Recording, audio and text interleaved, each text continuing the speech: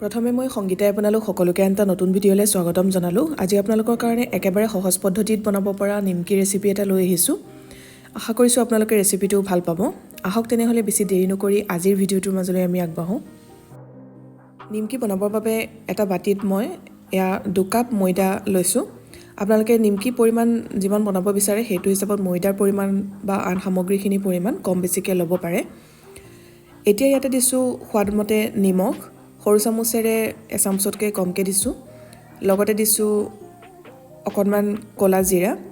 যদি কালজিৰা গোন্ধ ভাল নাপায় তেতিয়াহ'লে আপোনালোকে ইয়াত আজৱাইন বা জিৰাও ব্যৱহাৰ কৰিব পাৰে। গোটেইখিনি এবাৰ ভালদৰে মিলাই লৈছোঁ। তাৰপিছতে ইয়াত ল'লোঁ ৰিফাইন তেল।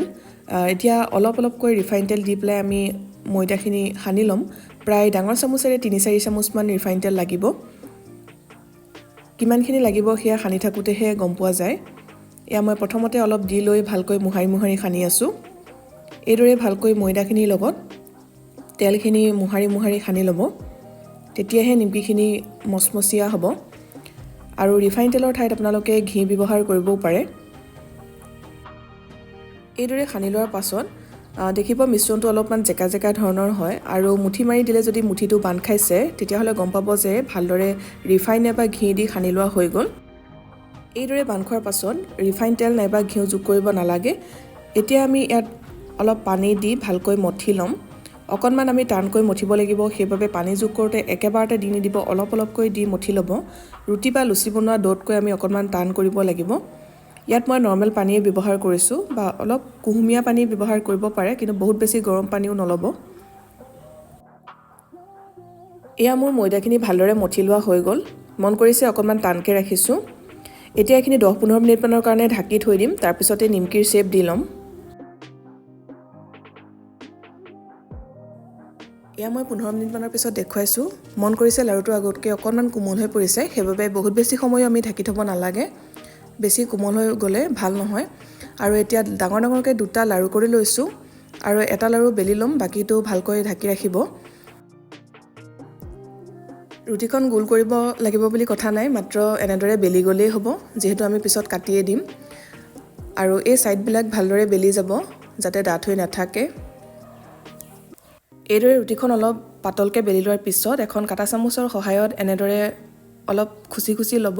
এই প্ৰচেছটো পিছতো কৰিব পৰা যায়। মই আজি একেবাৰে আপোনালোকক সহজ পদ্ধতি এটা দেখুৱাইছোঁ। এনেদৰে কৰিলে কম সময়তে বহুতখিনি নিমকি তৈয়াৰ কৰিব পাৰিব।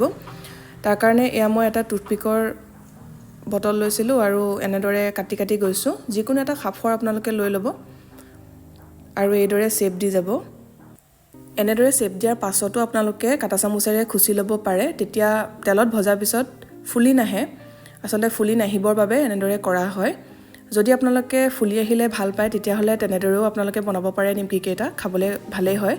আৰু মই এতিয়া যিখিনি অংশ আছিলে সেয়া উঠাই ল'লোঁ আৰু গোল কৰি থৈছোঁ, পিছত বেলি ল'ম আৰু একে পদ্ধতিতে নিমকিৰ শ্বেপ দি ল'ম।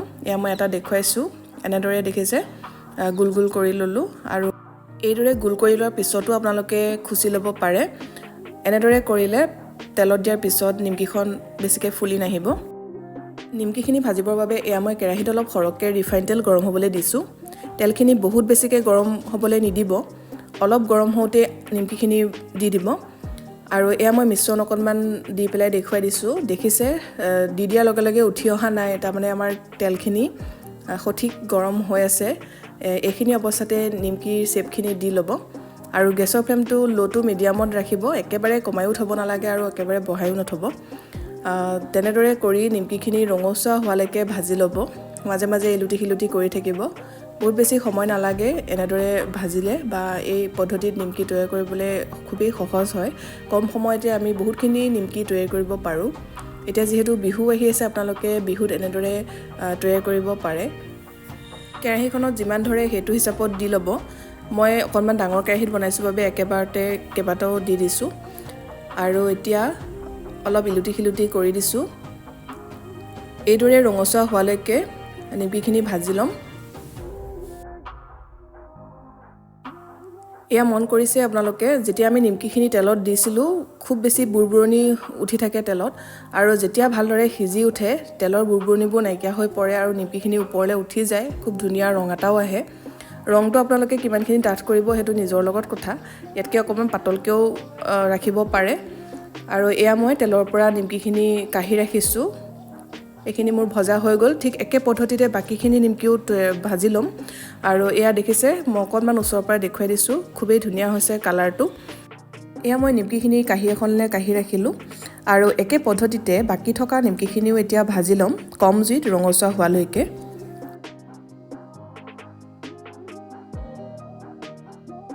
এয়া মোৰ নিমকিখিনি ভাজি লোৱা হৈ গ'ল এতিয়া মই এটা নিমকি আপোনালোকক ভাঙি দেখুৱাইছোঁ দেখি চাগে ধৰিব পাৰিছে কিমান মচমচীয়া হৈছে সম্পূৰ্ণৰূপে ঠাণ্ডা হোৱাৰ পাছত এয়াৰটাইট কণ্টেইনাৰত ভৰাই ৰাখি কেইবাদিনলৈও চাহৰ লগত পৰিৱেশন কৰিব পাৰিব মই এনেদৰে আপোনালোকক পৰিৱেশন কৰি দেখুৱাইছোঁ যদি আগতে এই পদ্ধতিত নিমকি বনোৱা নাই এবাৰ নিশ্চয় বনাই চাব আৰু কেনে পালে কমেণ্ট কৰি জনাব ৰেচিপিটো চাই ভাল লাগিলে যদি ভিডিঅ'টো লাইক কৰিব লগতে শ্বেয়াৰ কৰি দিব যিসকলে চেনেলটো এতিয়ালৈকে ছাবস্ক্ৰাইব কৰা নাই ছাবস্ক্ৰাইব কৰি কাষতে থকা বেল আইকনটো প্ৰেছ কৰি অল কৰি ৰাখিব তেতিয়া আহিবলগীয়া ভিডিঅ' নটিফিকেশ্যনবিলাক আপুনি পাই থাকিব আকৌ এটা নতুন ৰেচিপিৰ সৈতে সোনকালে লগ পাম ভিডিঅ'টো চোৱাৰ বাবে বহুত বহুত ধন্যবাদ